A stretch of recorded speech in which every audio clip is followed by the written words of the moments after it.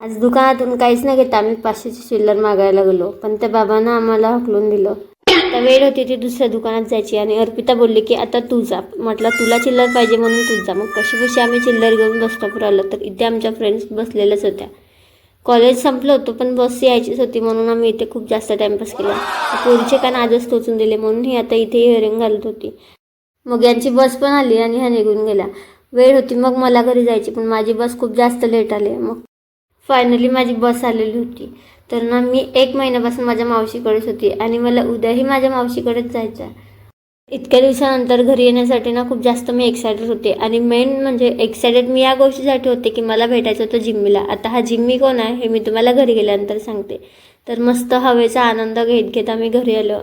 घरी आल्यानंतर ना मी जिम्मीला आवाज दिला पण तो काही बाहेर येत नव्हता. मग जेव्हा त्याने माझा आवाज ओळखला तो धावतच आला आणि मी त्याचा भरपूर असा लाड केला कारण की मी खूप दिवसानंतर त्याला भेटत होती. मीसाठी ना मी एक छोटंसं गिफ्ट पण आणलेलं होतं. आता ते गिफ्ट काय आहे हे बघण्यासाठी ना तुम्हाला हा ब्लॉग पूर्ण बघावा लागेल. तर ना मी त्याला खायला दिलं ब्रेड, कारण की त्याला ब्रेड खूप जास्त आवडते. आता वेळ होती ती गिफ्ट बघण्याची आणि जिम्मीला दाखवण्याची, जे गिफ्ट मी जिम्मीसाठी आणलेलं होतं. हे बघा, हे क्यूटचं टॉय ना मी ह्या जिम्मीसाठी आणलेला होता. मला त्याची रिॲक्शन बघायची होती की तो त्याला बघितल्यानंतर काय असतो. त्या टॉयला बघून ना जिम्मी खूप शॉक होता. त्याला काय वाटलं काय माहिती, तो खूप जास्त घाबरत होता. काही वेळानंतर ना यांची मैत्री झालीच आणि जिम्मीला लागत होती झोप.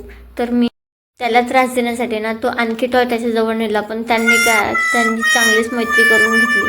आता यांची मैत्री तर असू द्या. मला लागली होती भूक म्हणून मी केलं जेवण.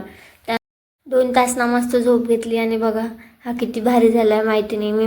मला काहीतरी खायची क्रेविंग झाली म्हणून मग मी खाल्ले डोनट्स.